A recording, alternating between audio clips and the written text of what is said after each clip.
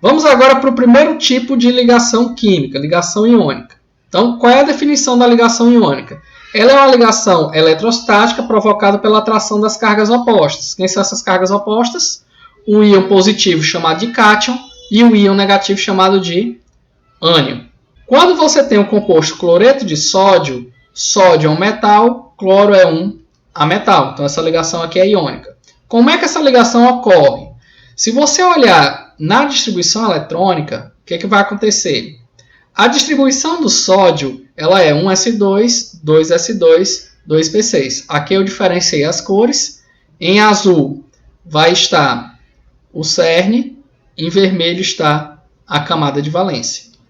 O sódio ele vai ter um elétron na camada de valência. E o cloro ele vai ter 7. Professor, onde é que está esse 7 aqui? Se você olhar para as subcamadas que estão fora do colchete, você tem 2 elétrons na 3s e 5 elétrons na 3p. Isso aqui corresponde a 7 elétrons. Como eles são elementos que seguem a regra do octeto, então para se estabilizar, o sódio tem duas opções. Quais são essas duas opções? Ou ele perde um elétron, ou ele ganha 7 elétrons. No caso do cloro, como ele já tem 7 elétrons, como é que ele fica com 8 na última camada? Ou ele ganha um elétron, ou ele perde 7 elétrons. Tranquilo? Então, na natureza, professor, como é que ocorre? Você vai fazer o menor movimento de elétrons que você tem aqui. Então, no caso, qual é esse menor movimento? É o sódio perder um elétron e o cloro ganhar um elétron.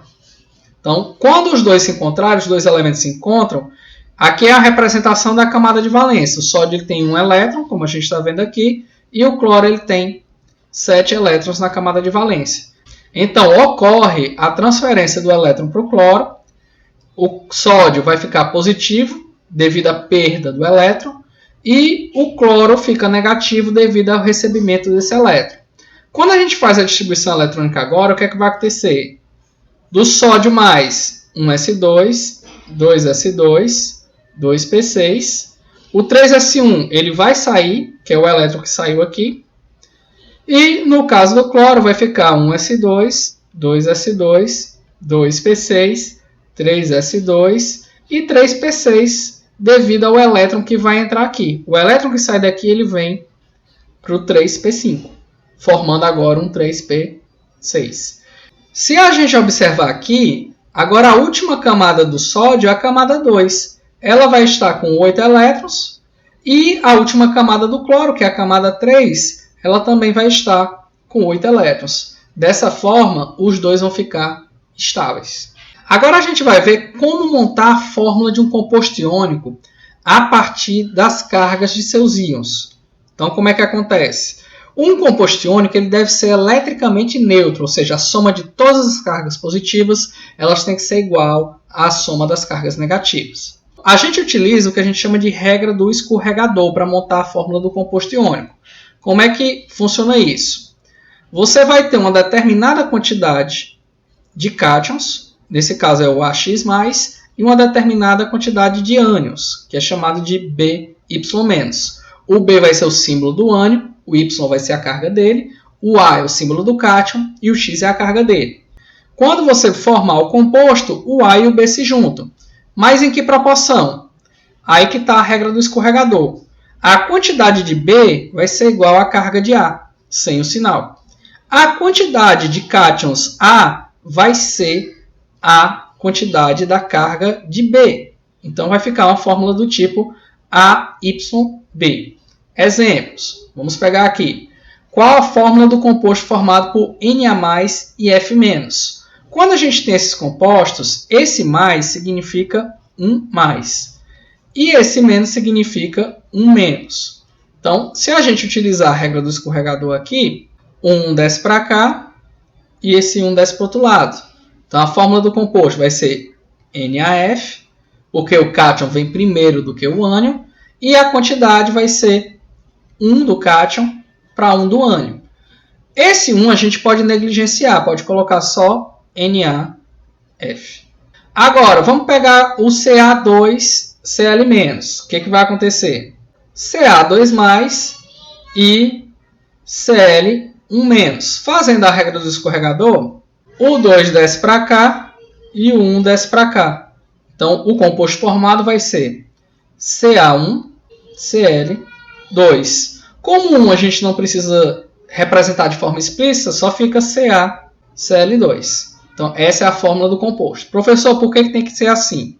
Vamos agora analisar a questão das cargas. Vamos pegar primeiro o NaF. No NaF, você vai ter uma carga positiva e uma carga negativa. Então, ela se cancela, o composto fica neutro. Então, o composto está correto. Vamos agora analisar o CaCl2. Por que tem que ser 2 cloros, professor? Então, cada cálcio carrega 2 cargas positivas. Cada cloro carrega uma carga negativa. Então, para cancelar 2 positivas, você vai precisar de 2 negativas. É por isso que tem que ter 2 átomos de cloro. Beleza? Vamos agora ver 2 outros exemplos. Porque tem algumas observações que eu quero fazer aqui. Primeira observação. Sempre que puder, simplifique os índices, que são esses números que indicam a quantidade de cada íon. Segunda observação. Quando a gente tem íons compostos e o índice desse íon composto ele for maior do que 1, a gente tem que representar esse íon composto entre parênteses. Professor, o que é um íon composto? Um íon composto é aquele íon que é formado por mais de um átomo. Então vamos fazer aqui 2 exemplos. Na hora que você pega Ca2+, e S2-, se você fizer a regra do escorregador, esse 2 desce para cá e o outro 2 desce para o outro lado. Então ficaria Ca2S2. Só que o composto iônico ele é uma fórmula mínima, ele tem que trazer a menor proporção possível entre o cátion e o ânion. E 2 para 2 não é uma proporção mínima. A gente pode simplificar essa proporção. Por quanto? Pode ser simplificado por 2. Simplificando por 2 fica CaS. Vamos agora para o quarto exemplo, que é quando você tem o Ca2+ e o NO3-. Então, representar aqui Ca2+ e NO3 1-. Gente, agora a gente tem um exemplo de íon composto. Você tem esse ânion aqui, ele é formado por nitrogênio e oxigênio. Então a gente coloca um parêntese aqui. Colocou o parêntese, regra do escorregador. Usando a regra do escorregador, o 2 vem para cá e o 1 vem para cá.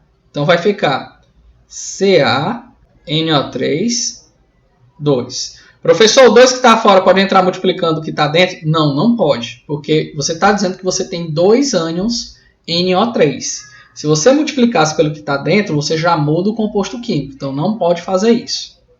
Aí a gente faz a conferência das cargas. No item C, você tem o Ca2+ e o S2-. 2 com 2, cancelou. Então fica nessa proporção de 1 para 1. Segundo caso, você tem um íon Ca2+ e 2 ânions NO3-. Total de cargas positivas, 2. Total de cargas negativas, 2 também. Então o composto está certo. Isso aqui que eu fiz embaixo é a prova dos 9 para saber se a fórmula do composto iônico está certa ou não. Isso aqui serve de conferência, não é obrigado a fazer. Vamos agora para as características dos compostos iônicos. Quais são essas características do composto iônico? Eles são sólidos na temperatura ambiente, sua grande maioria. Por quê? Porque a ligação iônica ela é muito forte. Então, os íons eles vão se atrair com muita força, montando essa estrutura organizadinha aqui chamada de cristal. Então, como eles ficam muito perto, eles vão ter forma e volume bem definidos, que é o que caracteriza um sólido. Eles são quebradiços. Por que são quebradiços? Você sempre tem que lembrar que o que une eles é força de atração entre cargas opostas. Então, do lado de um íon positivo, você vai ter um negativo. Se você exerce uma pressão sobre determinada parte do composto iônico, é como se essa coluna que está aqui movesse para baixo. Na hora que ela move, olha o que acontece aqui. Ânion do lado de ânion, cátion do lado de cátion. Então, o que era antigamente uma força de atração, ela se converte imediatamente numa força de repulsão. Se tem uma força de atração que era forte, a força de repulsão também vai ser forte. Então, vai ocorrer uma fissura na estrutura do composto iônico e ele quebra. Exemplo, um ovo quando cai no chão. A casca do ovo é um composto iônico. Na hora que ela cai no chão, ela quebra por conta dessa repulsão entre as cargas semelhantes. eles vão ter elevados pontos de fusão e elevados pontos de ebulição. Por quê, professor? Justamente porque a ligação é muito forte. Então, para separar um cátion do ânion, você precisa de muita energia. E essa energia vem na forma de quê? De calor. Eles não conduzem corrente elétrica no estado sólido. Por quê? Porque no estado sólido, os íons eles estão bem presos nessa estrutura de cristal. No entanto, quando você dissolve ele em água ou você funde, derrete o sal, os íons ficam livres e eles conseguem percorrer formando o circuito elétrico. Então, dessa forma, eles conseguem conduzir corrente elétrica no estado líquido ou no estado aquoso. Essa figura é um exemplo. Aqui, se você tiver água pura, você tem dois fios de eletricidade, os dois estão ligados na tomada, você tem o polo negativo e o polo positivo, e o que acontece? Parte do circuito passa por dentro d'água. A água pura, ela não conduz corrente elétrica. O que conduz corrente elétrica são os sais que estão dentro dela. Então, se você tem água pura, você vê que a lâmpada não acende. Por quê? Porque o circuito está aberto. No momento que você coloca sal aqui dentro, o sal ele completa o circuito.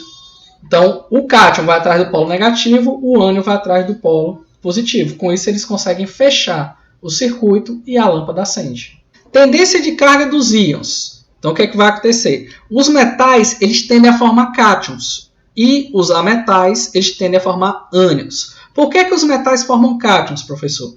Porque a característica dos metais é porque eles têm baixas energias de ionização e baixas afinidades eletrônicas. A energia de ionização ela mede a dificuldade de um elemento perder elétrons. Se a energia de ionização é baixa, ele tende a perder o elétron com facilidade. Quando você tem os ametais, a energia de ionização e a afinidade eletrônica deles já vai ser mais alta. Por conta disso, eles tendem a formar ânions, uma vez que eles têm dificuldade de perder elétrons. Com relação às cargas, quais são os compostos que têm carga definida? Como é que eu consigo prever essa carga? Se for um elemento da família 1A ou NH4, essa carga vai ser igual a mais 1. Se for um elemento da família 2A, essa carga vai ser mais 2. Se for o alumínio é o único da família dele que forma a carga mais 3. Já nos ânions, quando a gente tem o grupo 15, o que vai acontecer? O grupo 15, o PO4, que é chamado de fosfato, e o PO3, eles vão ter carga de menos 3. No grupo 16, o SO4, o SO3 2-, eu vou colocar mais um aqui. O CO3, eles vão apresentar carga menos 2. E o grupo 17, o NO3 e o NO2, eles apresentam carga menos 1. Então, isso aqui é uma tendência de cargas dos compostos.